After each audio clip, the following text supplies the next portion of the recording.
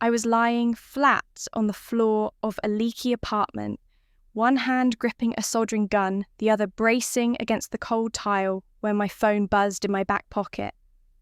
A message from Mum. Sophia says, "Don't come to her graduation dinner. Limited seats. Hope you understand."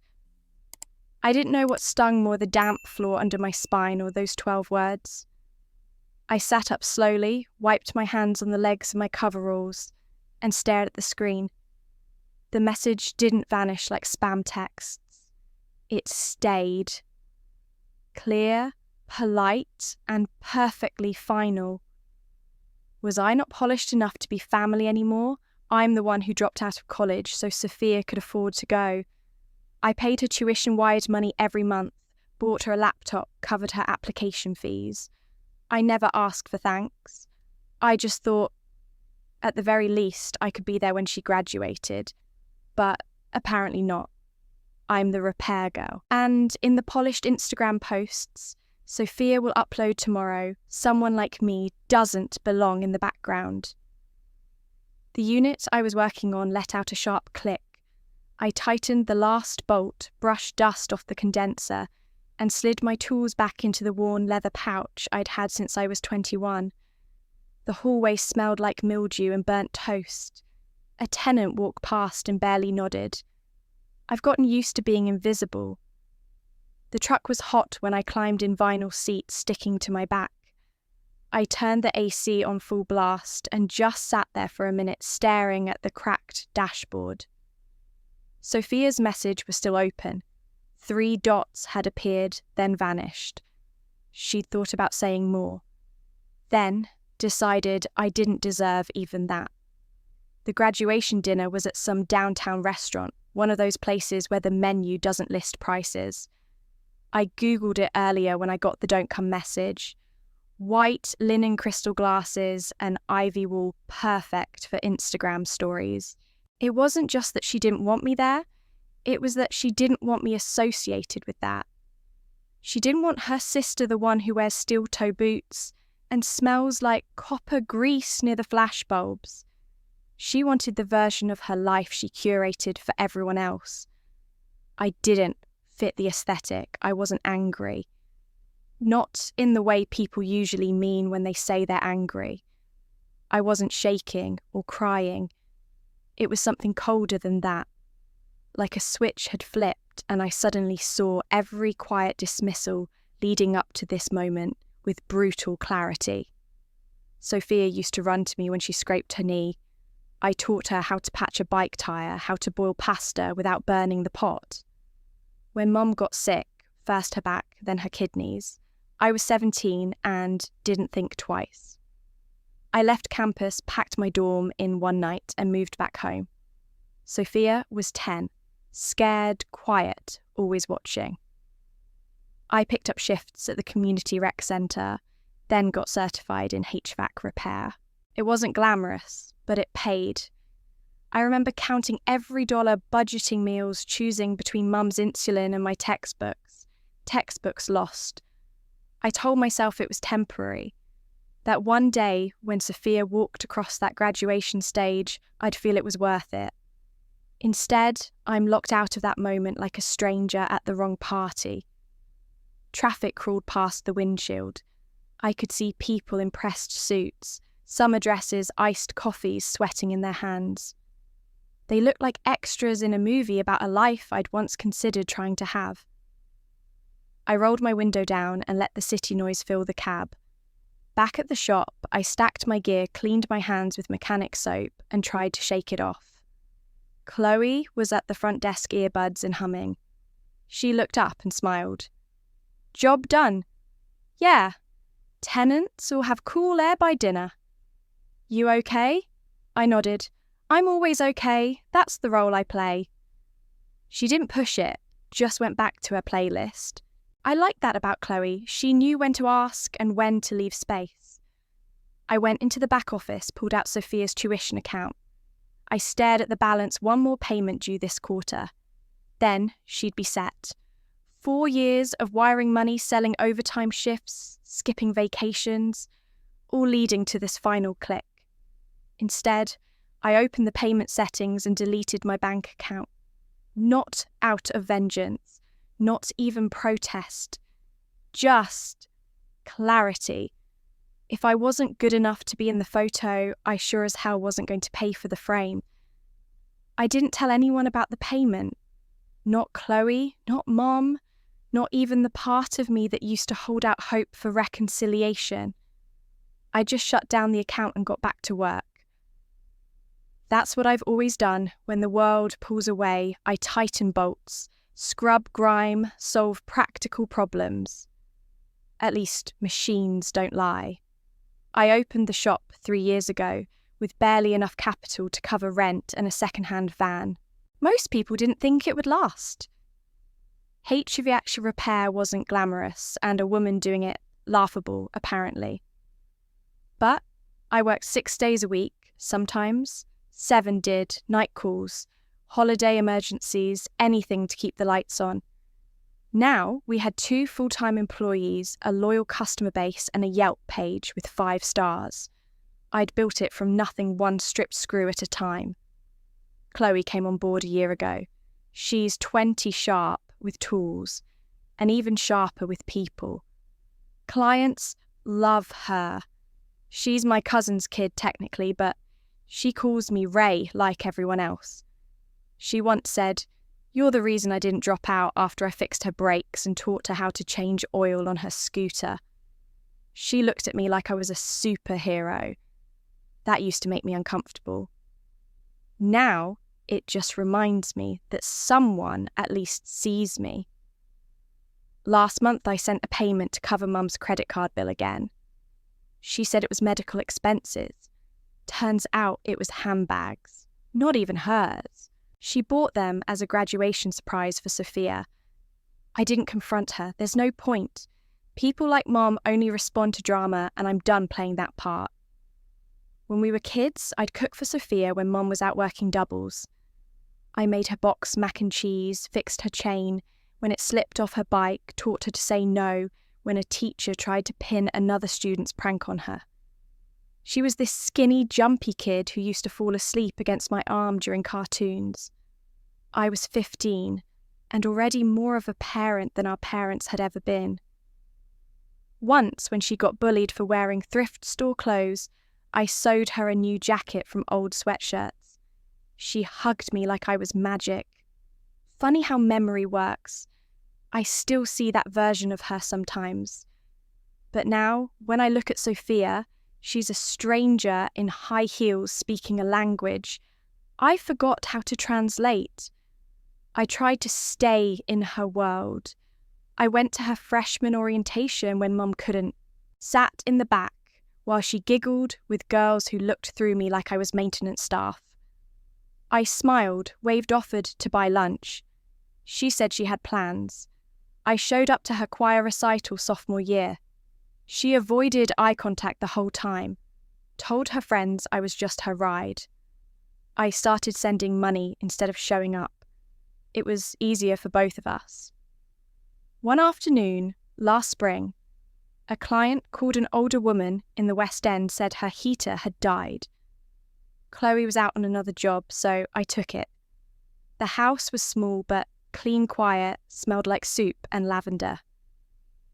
The woman let me in, then hovered while I worked. After a while, she said, "My son's a lawyer now, barely calls." I nodded, kept unscrewing the vent panel. I worked doubles for years, bought him every book he wanted. Now he says I embarrass him. She laughed, but it wasn't funny. "You ever feel that I didn't answer?" But later I sat in the truck and couldn't start the engine for a long time. Chloe once told me her mum got cut off by half the family because she didn't go to college. "Now they come crawling when they need plumbing fixed," she said, grinning. "My mum doesn't even charge 'em." I asked why. She shrugged, "Because she's better than they are." Sometimes I wish I were that forgiving, but mostly I just wish I didn't care. The distance between me and Sophia didn't happen overnight. It widened in inches, her tone getting cooler, her replies getting shorter, the way she started calling me Ray instead of sis. Still, I made excuses for her. She's busy, she's stressed, she's trying to fit in. I told myself family means sacrifice. I repeated it like a prayer, like it could erase the way she never tagged me in her posts or introduced me to her friends. I believed in loyalty like it was currency, but it turns out I was the only one still using it. That night after the shop closed, I sat alone with the lights off.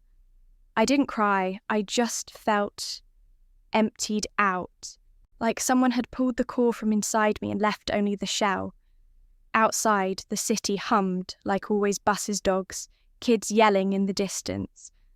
My life unchanged, except now I'd finally stopped waiting for a thank you. The next morning I called Sophia. I don't know what I expected, an apology, a flimsy excuse, maybe even silence. But she picked up after 2 rings, voice bright like she was mid-latte. Hey Ray, what's up? You really didn't want me at your dinner? A pause, then a practiced exhale. It's not like that.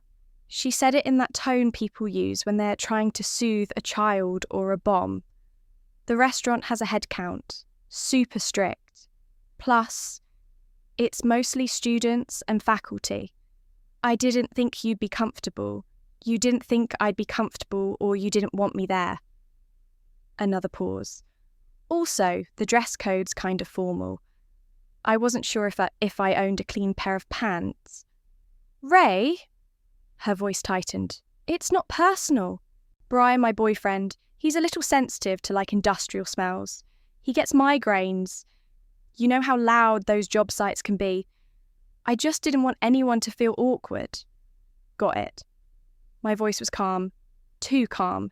She mistook it for agreement. I'll stop by after the ceremony, though, she added. Maybe we can do something small, just us. Sure, I said already, knowing it would never happen. I hung up. I stared at my phone for a full minute before setting it down. Not flinging. Not smashing. Just gently, like it might bruise. That night, I couldn't sleep. I lay on my back, listening to the buzz of the old ceiling fan, thinking about the day she got her scholarship letter. She'd screamed so loud I dropped my wrench. I remember picking her up, spinning her in the driveway. I drove her to the interview, helped pick out a blazer from Goodwill, tailored it by hand so the sleeves didn't swallow her fingers. She was so nervous she cried.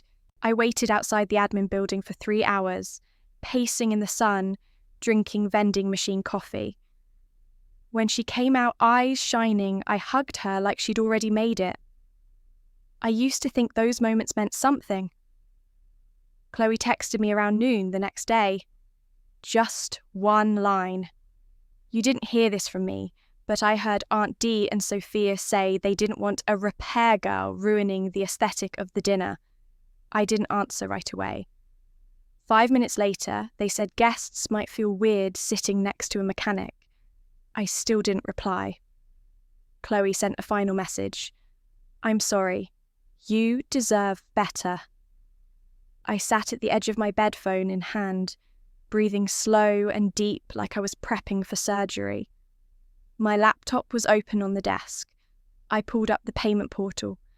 Her tuition tab was right there, blinking like a warning light.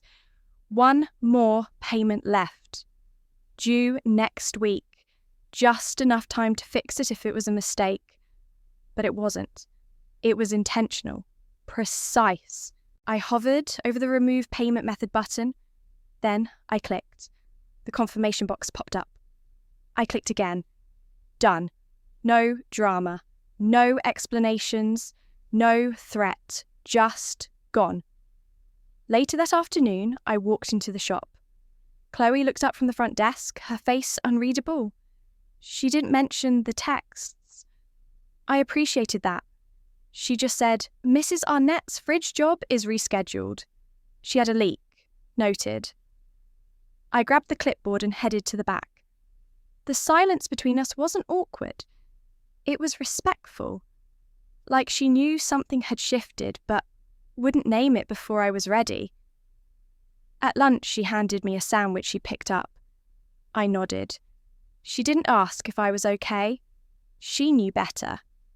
Some things don't need to be asked. They just need to be seen. I ate that sandwich at my desk with the lights-off blinds drawn. I could hear Chloe's quiet humming outside the occasional ding of a phone notification. It all felt so far away. My mind had drifted back years, maybe a lifetime, to a dorm room with Peelic posters and a mini fridge stocked with instant noodles. I was 19 when I got into the engineering program at State. Top 5% of applicants. My advisor said I had a rare aptitude for systems thinking. I'd never felt prouder or more terrified. 2 months into the semester, Mum fell down a flight of stairs and didn't bounce back. Diagnosis: degenerative spine, early stage renal issues, and no savings. Sophia was barely 10, still afraid of thunderstorms, still clinging to my hoodie when I dropped her at school. I tried to juggle both commuting from campus, working nights, sending money home. But tuition kept rising and Mum couldn't work and Sophia needed shoes, books, meals. So I signed a leave of absence and took a job fixing air conditioners for a strip mall. Temporary, I told myself. Just until things stabilised. That was 12 years ago. I remember the first uniform I wore, bright blue, way too big, the logo peeling off after 2 washes. I walked into homes where no one looked me in the eye. I learned to move like I wasn't in the way. That first winter, we couldn't afford heat. I slept in a hoodie and used a space heater I'd repaired from spare parts. But Sophia never missed a day of school. Never once had to explain why her lights were out. That was the trade-off. I had a boyfriend back then. Josh. Met him at a mutual friend's barbecue. He worked in software, always wore button-downs with rolled sleeves. I liked how he smelled like cedar and ambition. At first, he said he admired how grounded I was. Said it with a smile like it was cute. But then came the comments. Little things. You still crawl through basements. My friends think it's cool you work with your hands. Real blue-collar chic. Then, one day he ghosted me for a week and sent a final text. We're too different. Translation. I didn't look good on paper. I stopped dating for a long time after that. People don't see the bruises in those moments. They see your face at work the next day unchanged. I kept going, paid the rent, paid the bills, bought Mum's meds, sent Sophia to summer camp, bought her a second-hand cello when she wanted to audition for orchestra. I sat through that whole concert, even though she forgot to save me a seat. I tried to stay in her world. Freshman mixer, I showed up with extra cupcakes and a borrowed cardigan. Sat alone in the corner while she laughed with her new friends. No one asked who I was. I wasn't introduced. I didn't belong. Parent, teacher, conference sophomore year when Mum had the flu. I took notes, asked questions. The counsellor called me the guardian, not the sister. Sophia didn't correct her. Later, she told me not to come again. Said I made things complicated. The last straw was a club dinner. She invited me to some recognition event. I bought a new blouse, did my hair, tried to blend in. The moment I walked in, I saw it on her face. Embarrassment. She smiled, tight-waved vaguely, then kept me at a table near the back. I left before dessert. She didn't notice. I kept paying her tuition after that. It wasn't about being appreciated. It was about keeping a promise.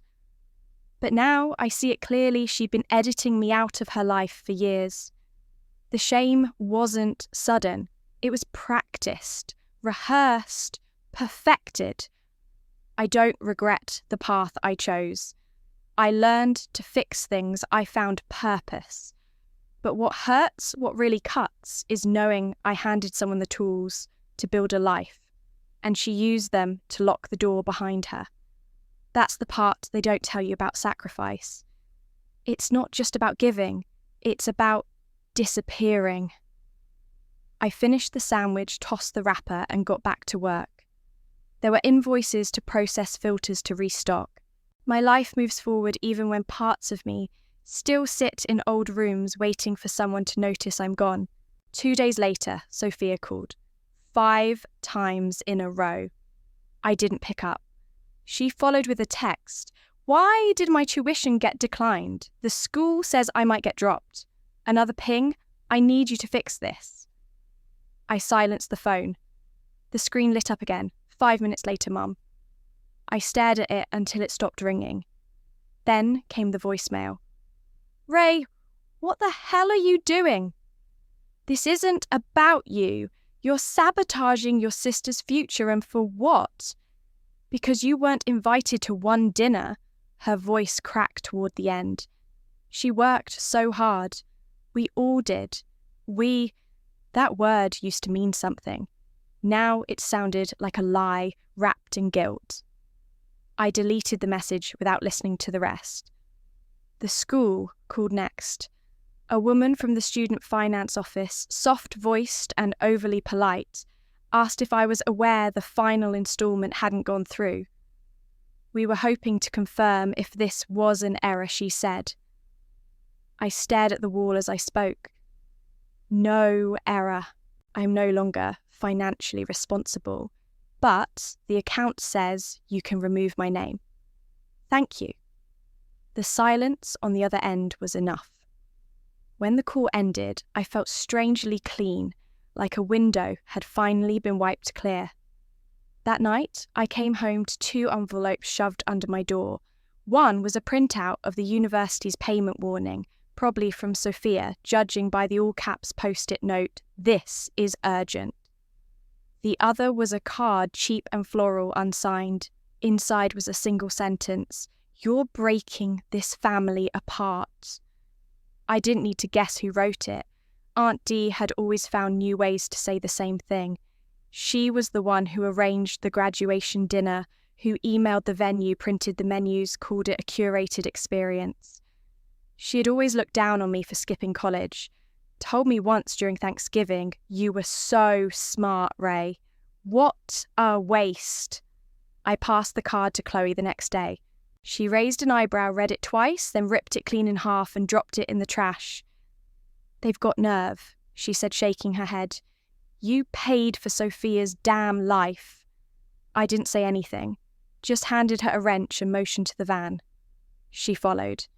We had a full afternoon of appointments. Work helped. The routine, the noise, the sweat. It made the silence at home feel less loud. But the texts didn't stop. Sophia switched to guilt. "I'm going to lose my classes." Then anger.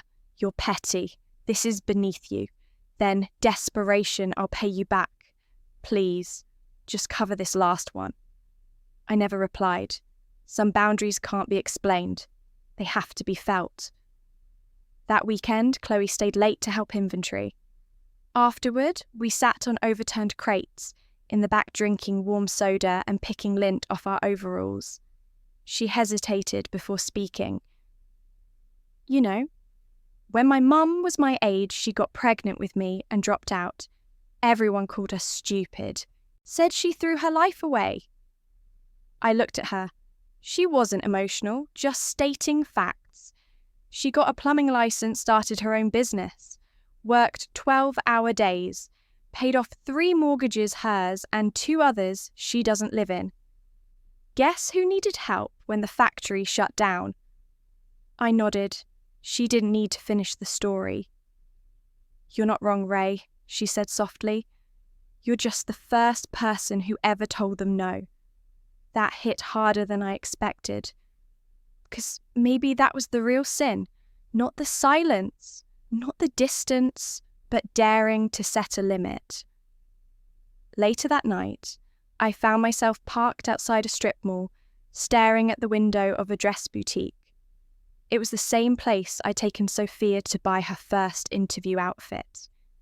She'd spun in the mirror, laughed, and asked if she looked like she belonged in college. I told her she looked like she already ran the place. She believed me. And maybe that was my mistake, giving her too much belief and not enough reality. Now, someone else would help her feel important. I wouldn't pay for that seat anymore. Back at the shop, I cleared old invoices, deleted automated payment schedules. I was methodical, precise, not angry, just done. The next morning, I received one final message from Mum. Family sacrifices for each other, Ray. That's what love looks like. I stared at the screen, then typed, I did sacrifice. And now I'm done being sacrificed. I didn't hit send, I just let it sit there blinking. Some truths don't need to be spoken, just lived. The story went live the night after the dinner. Sophia posted a carousel of smiling photos in her white cap and gown, champagne in hand, surrounded by friends. And of course, Mom and Aunt Dee each tagged with loving captions. Then, the last slide, a block of pink text reading, "Forever, grateful to the ones who sacrificed everything so I could be here. Love you, Mum and Dad." No mention of me. Chloe was the one who showed me. I was in the workshop refilling the toolbox drawers when she held her phone up and said, "Did you see this?" I shook my head. She didn't smile. "You might want to." I read it once, then again. My name wasn't just missing, it had been erased, as if I was never part of that journey, as if those years hadn't happened. It didn't take long. A friend of Sophia's, probably someone just bold enough, commented under the post, "Wait, isn't your sister the one who paid for everything that single line detonated?" People started sharing screenshots, quoting it in their stories.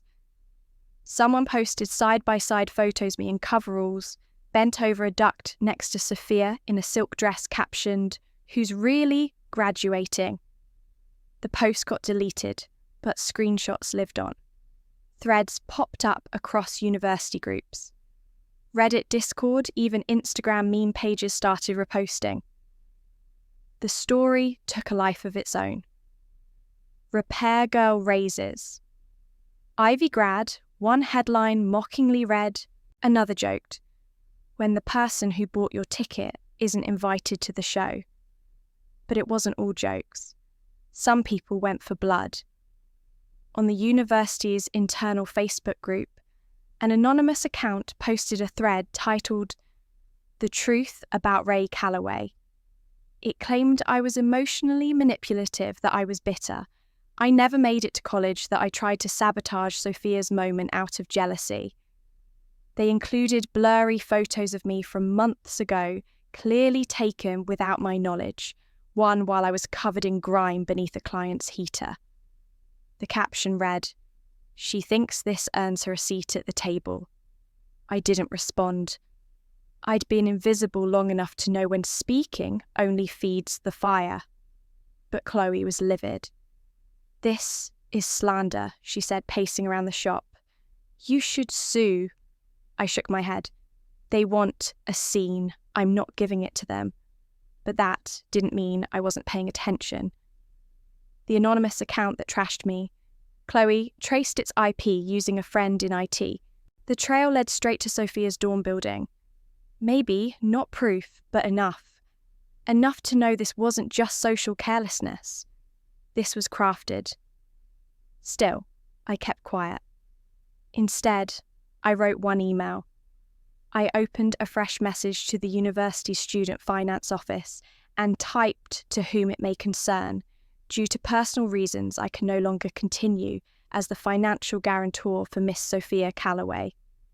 Kindly remove my information and do not contact me further regarding her tuition or enrollment. It was short, clean, cold. I hit send. That evening I fixed a boiler for an elderly woman downtown. She recognized me from the online frenzy. Her voice cracked as she opened the door. "You're Ray," she said, "the one who raised her sister." I nodded. She smiled faintly. I think what you did was brave. Don't let them shame you for that. Later, Chloe pulled me aside. Ray, she said gently, you think you're doing this quietly, but people see you. People like me need to see someone like you not disappear. Her words lodged deep, because it wasn't about Sophia anymore. It was about the other women who worked with their hands, who stayed out of the spotlight, who gave everything and were told they didn't belong in the picture. That night, I opened my laptop and typed a post, but never shared it. It read, I gave my sister everything I had. She thanked everyone but me. And that's okay, because I know what I did, and I don't need applause to validate the truth. I stared at the blinking cursor, then hit delete. Not because I was afraid, but because I didn't need them to see it. In the silence, I was finding strength again. I poured myself into work, taught Chloe how to patch a compressor solo, restocked the front desk, updated invoices. Every act of care was another small reminder I wasn't just someone's financial backer, I was a builder. Of homes, of careers, of my own damn peace. The next morning, I brewed a cup of bitter coffee, sat at the counter and watched the sun pour through the dusty blinds. My inbox was still full of alerts, mentions, even a few DMs from people I barely knew. One message, unsigned, just said, "You made me want to call my sister. Thank you." I smiled. Some truths don't need to be shouted. Some truths just need to stand their ground. The call came just after sunset, as I was locking up the shop, the kind of twilight where the air is still warm, but the shadows have started to stretch long. The number was unfamiliar. I hesitated. Something in me, though, maybe the same instinct that knew when a compressor was about to fail, told me to answer. "Hi, is this Ray?" a male voice asked, cautious. "Speaking. This is Brian. I was Sophia's boyfriend." I leaned my weight against the shop door. "All right," he cleared his throat. "Look, I know this is probably weird, but I've been seeing stuff. Online, people saying you paid for Sophia's tuition, but she told me it was her parents, that they sacrificed everything. And then your name kept coming up. I didn't say anything, just listened to the wind rattle the old shop sign above my head." He continued, "I'm trying to make sense of it. It's just not lining up." "Let me ask you something," I said. Voice steady. "Were you at her graduation dinner?"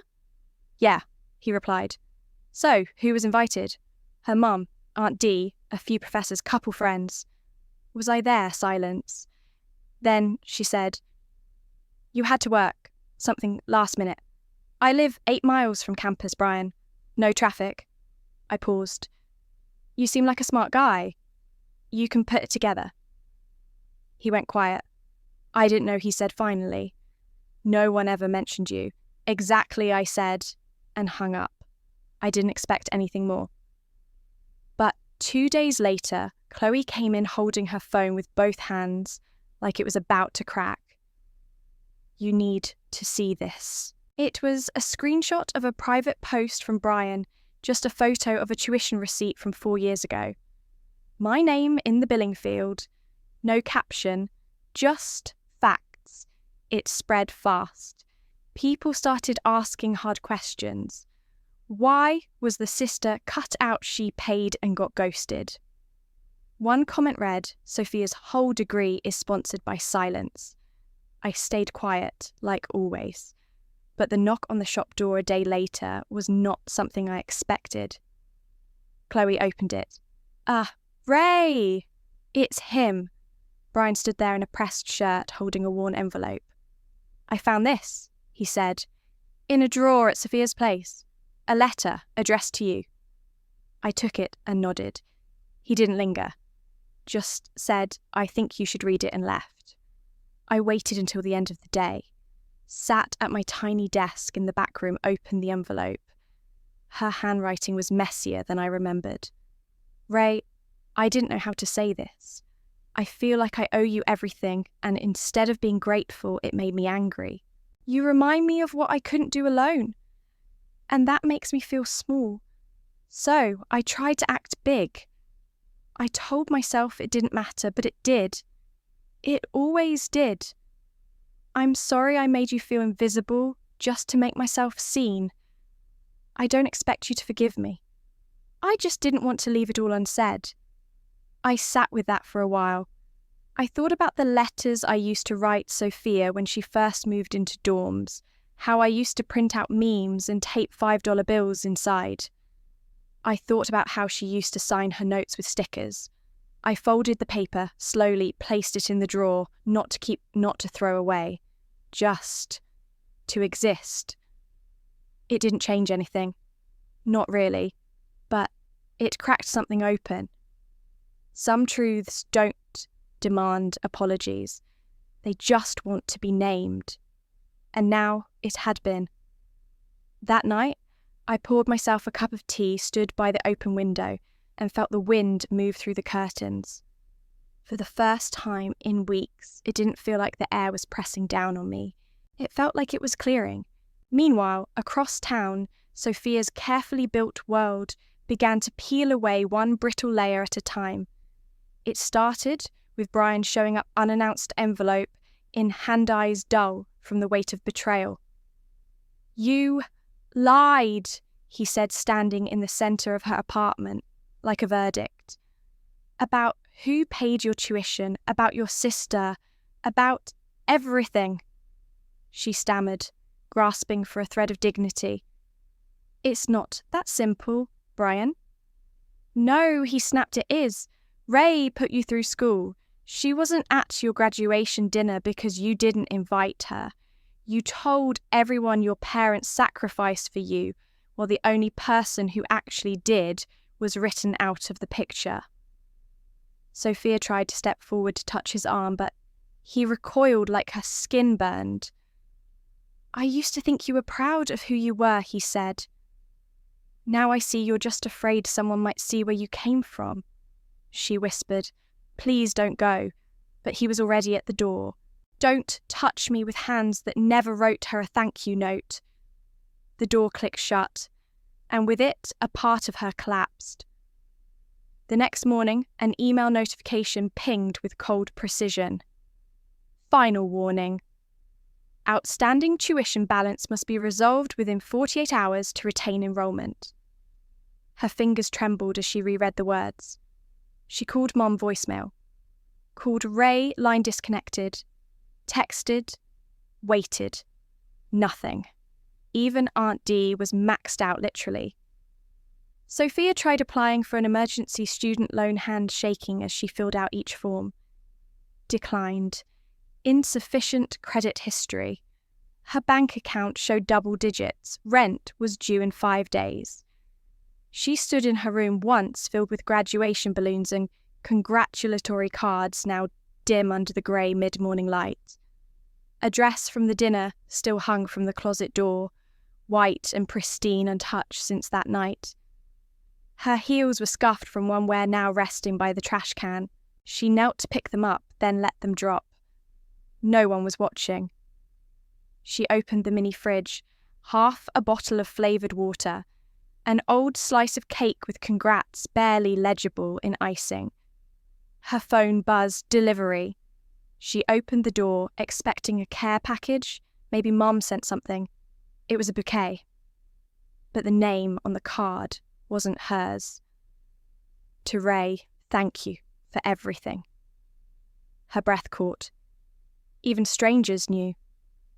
She shut the door slowly, as if any sudden movement might shatter what was left of her sense of control.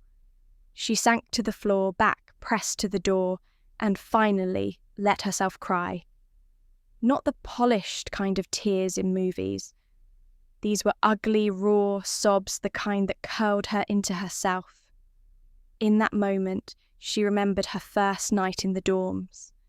Ray had carried in all her boxes, fixed the broken drawer in under 10 minutes, left a tiny envelope in her desk with a printed meme and $5 bill inside. "Just in case you forget to eat," Ray had written, and now she hadn't just forgotten to eat. She'd forgotten who fed her all along. She pulled her knees to her chest, stared at the laptop Ray had helped her pick out the jacket Ray had tailored so she'd look sharp at interviews. Every piece of her independence had Ray's fingerprints on it, and now there were no fingers left to hold her up. That night thunder rolled in. Rain tapped against the windows, like someone gently reminding her of everything she'd lost. The ceiling leaked. She moved her suitcase to catch the drips. Her phone battery died. No charger. Ray had taken the one from home when she moved out. A cheap replacement cord sparked last week. Never got around to buying another. What now? Sophia curled up under the single thin blanket, fully dressed. She checked the time by her dead phone's black screen, estimating hours by the darkness in the room. The silence was unbearable, not peaceful, but accusing. She whispered to no one. "I'm sorry," but even the walls refused to echo it back. For the first time, she understood that Ray's absence wasn't punishment. It was freedom. Ray hadn't vanished out of spite. She simply stopped showing up for someone who never saw her. And now, in the flickering emptiness, Sophia saw it all too clearly. Not because anyone yelled, but because no one came.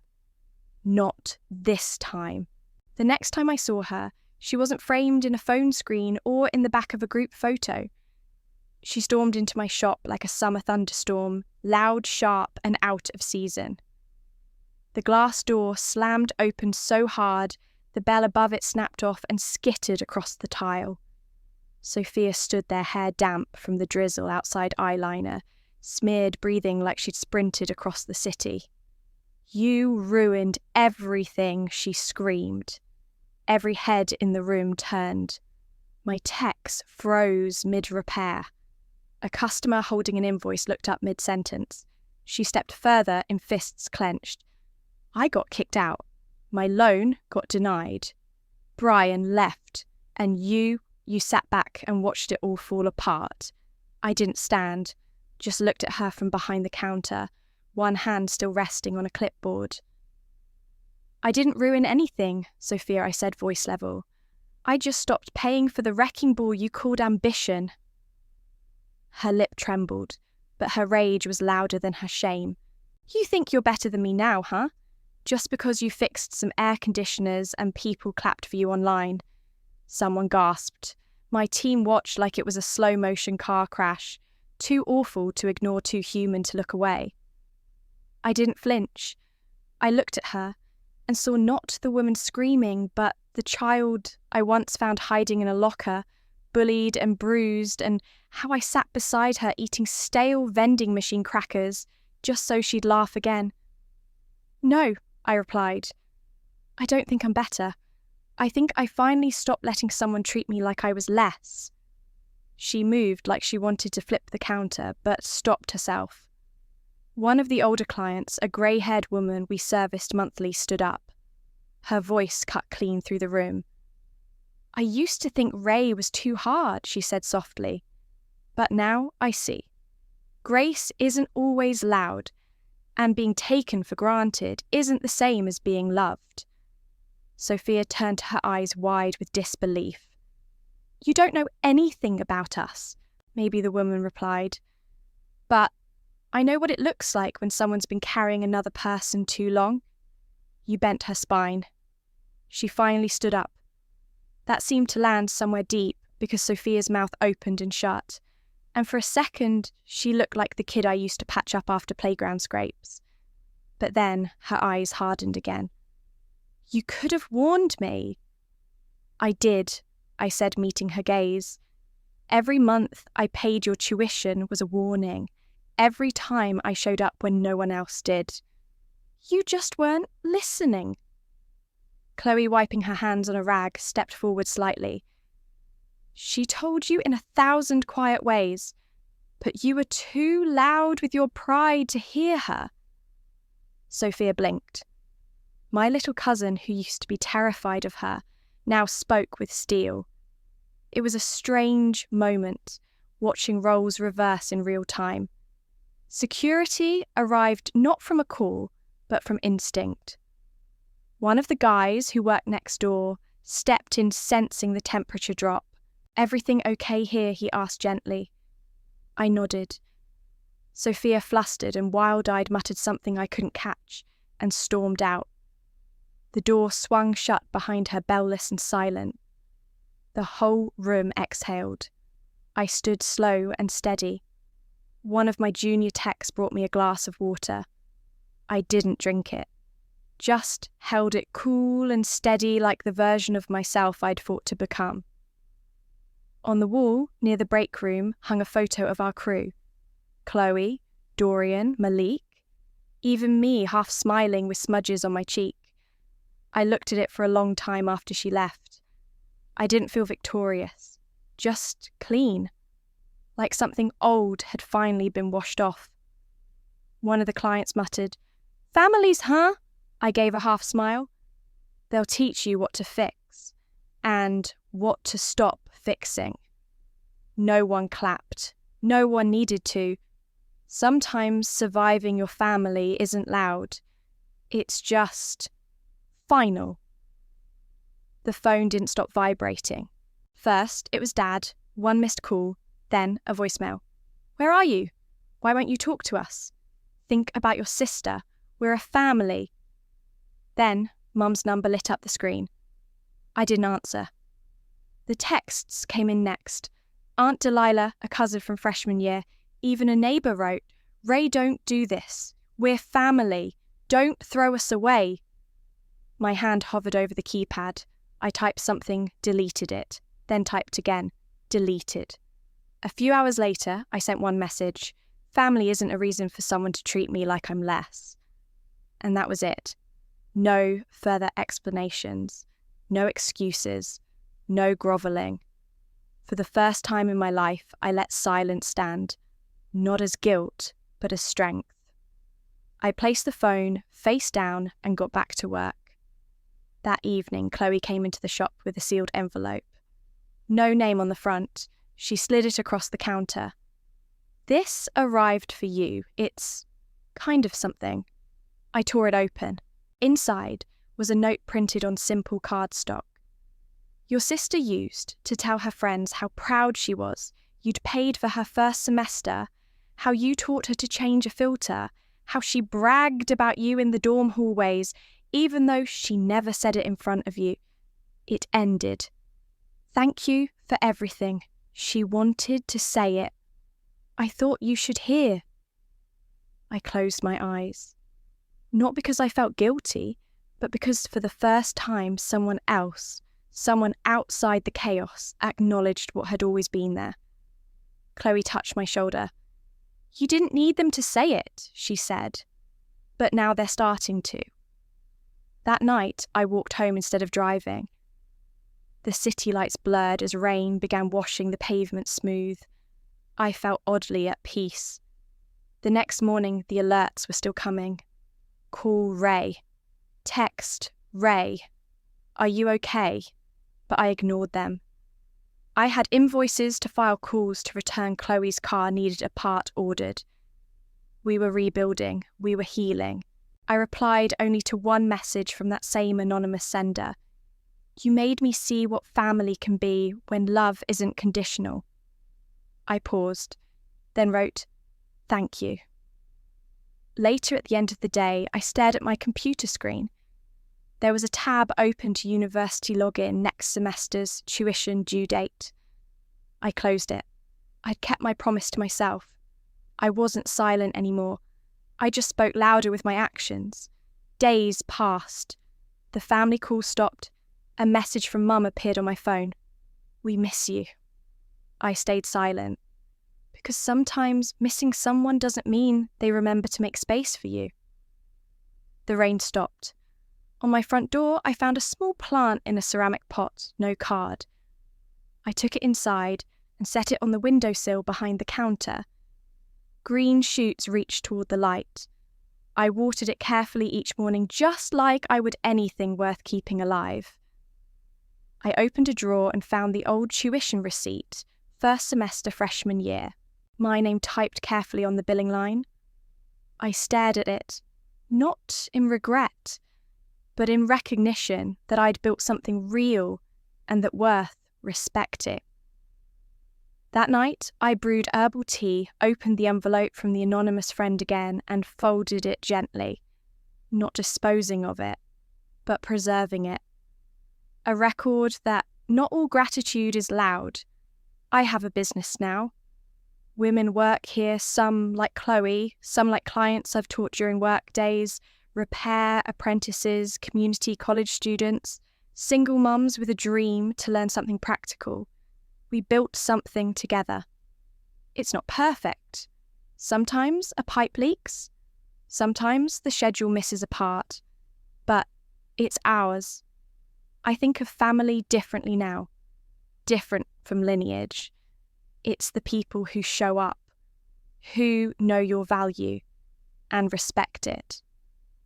If you asked me a year ago if I believed that, I'd have said yes, but I didn't know how to expect it. Now I do. And it's enough. The morning started like most others. Coffee in a chipped mug, a to-do list scribbled on the back of a receipt, Chloe humming off-key as she organised tools. But something about her movements felt lighter, like she was carrying a secret she hadn't decided to share yet. I didn't push. She'd speak when she was ready. Around lunch, she handed me her phone. I posted something she said. Hope, that's okay. On the screen was a picture of me, mid-laugh grease on my cheek, a wrench in my hand. The caption read, "This woman isn't my boss. She's the reason I went back to school, the reason I believe I'm worth something." Ray took me in when I was at my lowest. She taught me to work with pride, to fix what's broken, and not just machines. If you've got a Ray in your life, thank her today. I stared at the post heart, stuck somewhere between gratitude and disbelief. Comments flooded in. I wish I had someone like her. Realest thing I've read all week. She sounds like a damn hero. Some shared their own stories, estranged siblings, mentors who stepped in when blood didn't. I felt seen in a way that didn't require explanation.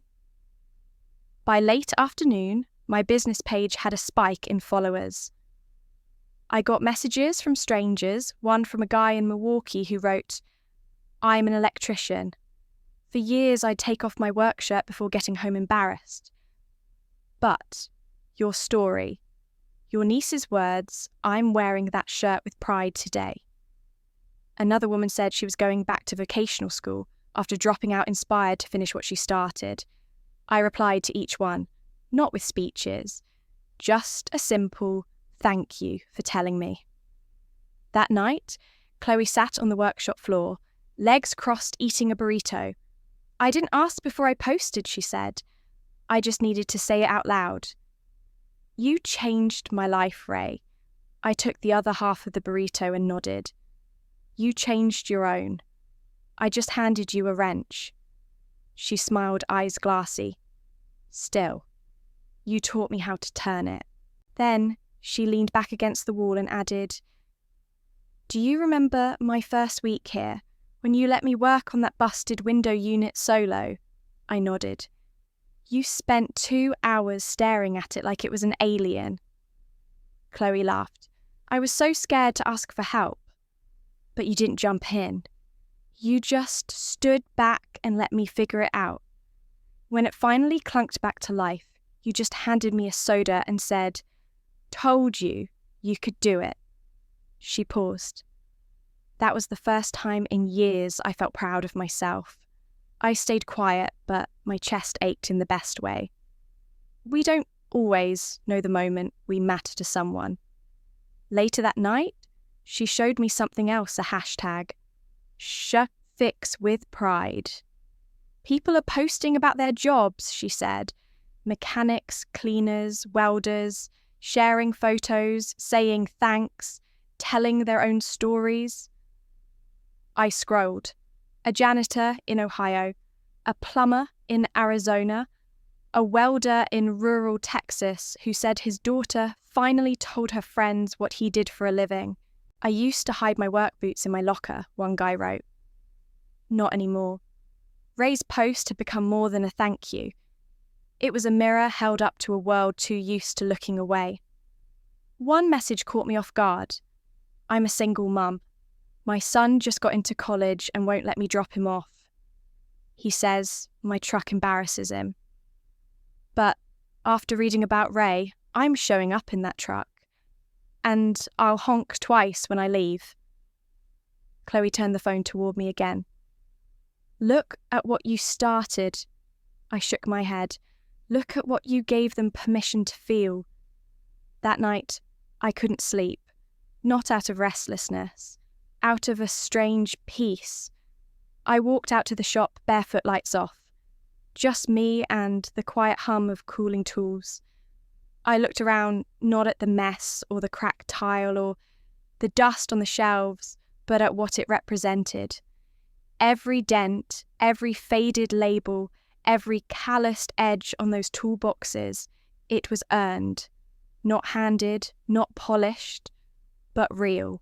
I stood in that silence for a long time, breathing it in. And for the first time in my life, I let myself believe something I wasn't just useful. I was worthy. Not because someone finally said it, but because I no longer needed them to.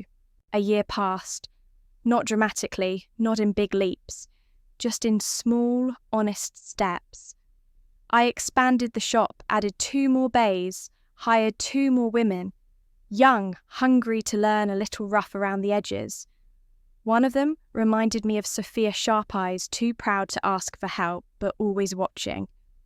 I didn't push. I just showed up the same way I always had. I started something called the S Project. I told people it stood for self. But sometimes, in the quiet, I admitted to myself it could have meant Sophia too. It was a small scholarship and mentorship program for women who wanted to learn trade skills, but had been told they weren't built for it. I didn't need to be a hero. I just wanted to make the road a little less lonely for the next girl. One morning, I was reviewing some applications when I saw her. Across the street, just outside the bakery, hair unwashed hoodie, 2 big eyes. Vacant. Sophia. She didn't cross. She didn't wave.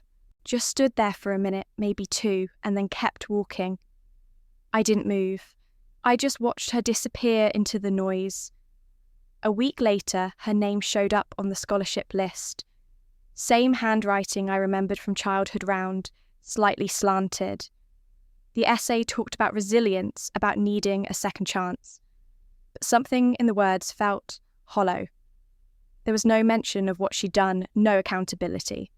Just desperation. I read it twice, then again. Then pulled up the guidelines. Applicants with a known history of academic fraud, misrepresentation, or ethical violations will be disqualified. I checked the notes. The review board had flagged her for multiple incidents, including the social media, scandal, false credit claims, and a withdrawn complaint she'd filed against another student. I didn't intervene. I didn't need to. The system worked on its own. Her rejection letter went out the next day. No drama, just procedure. Later that week, I walked into the shop, coffee in hand, and found one of my new trainees scrubbing down a unit in silence. She looked up flustered. Sorry, I thought I had more time before I waved her off. You're fine. Just keep at it. She nodded. You really mean that I'm not wasting your time? I looked at her, this young woman with grease on her hands and hope in her eyes, and I said, if you're here to work, to learn to try, then you're not wasting a damn thing. Her shoulders loosened. I turned away before she could see what that did to me. That night, I sat on the back steps of the shop and watched the sun drop behind the buildings. There was no dramatic music, no monologue, no one waiting to apologise. Just me and the city and the knowledge that I had finally stopped asking permission to matter. A voice message buzzed in. Unknown number. I almost deleted it. But then curiosity got me. It was short. Just a girl's voice trembling. I don't expect you to forgive me.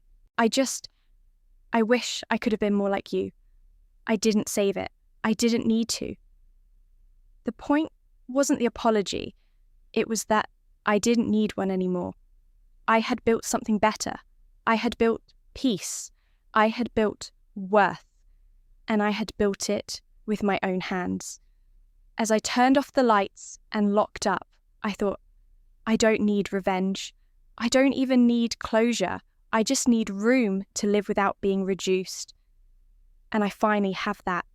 Every girl I train, every unit I fix, every life I touch, it all comes back to the same truth.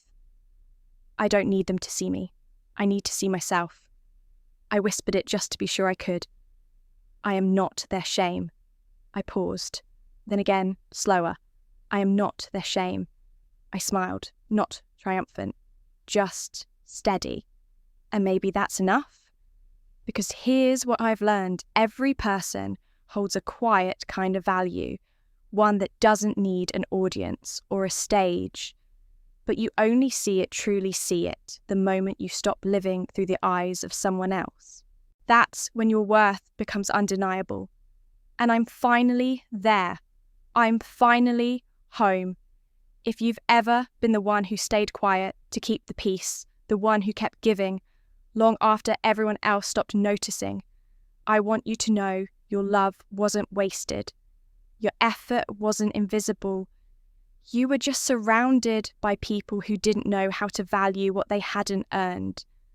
And that's not your fault.